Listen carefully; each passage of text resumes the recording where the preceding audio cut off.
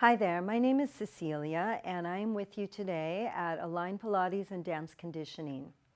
I would like to share with you today something that is not frequently spoken about but is so important in every movement that you do on a daily basis. It's extremely important in posture and just in controlling dynamic movement in general, and that is called gaze stability.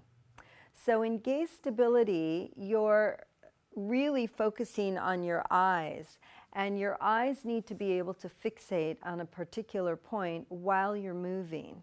So the exercises I'm going to share with you today, there's just a few of them, are going to help you train gaze stability, and the other benefit, which is wonderful, is they are going to help you work the deep neck muscles, the muscles that help you hold the head up. Our head weighs anywhere from 10 to 12 pounds. So we're going to work on gaze stability.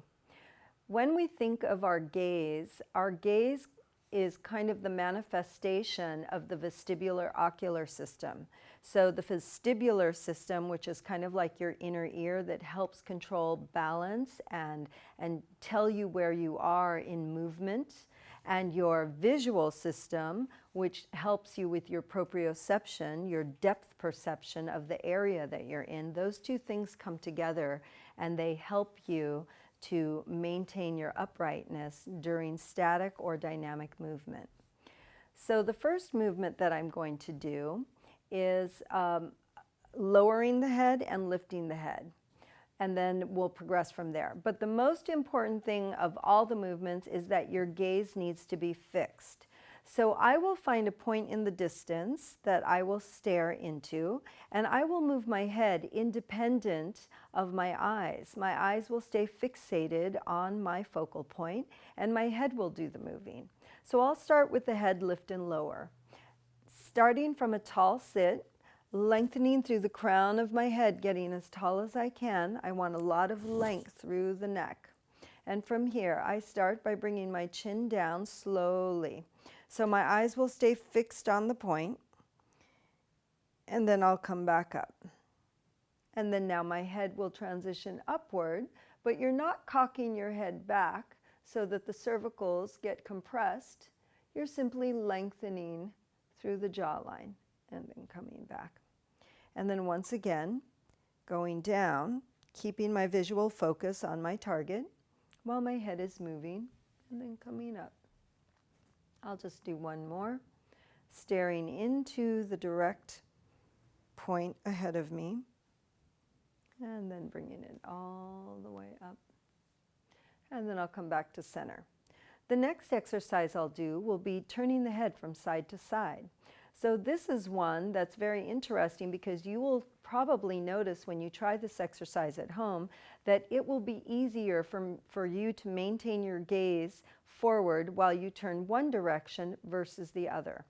So I will start again, fixating my gaze straight ahead, and my head will turn to the left, eye staying fixed on the point, slowly passing through center, and then going to the right, staying fixated on my visual point. And once again, to the left, and coming forward, and to the right. We'll just do one more. You can do this by yourself at home, finding any fixed point. Just remember to sit up tall and to do your very best not to let your gaze go away from the point. That's the second exercise. The third exercise will be lateral flexion of the head and neck. So from here, I'm going to tip my head down with the goal of reaching my left ear towards my left shoulder, and then I'll come back.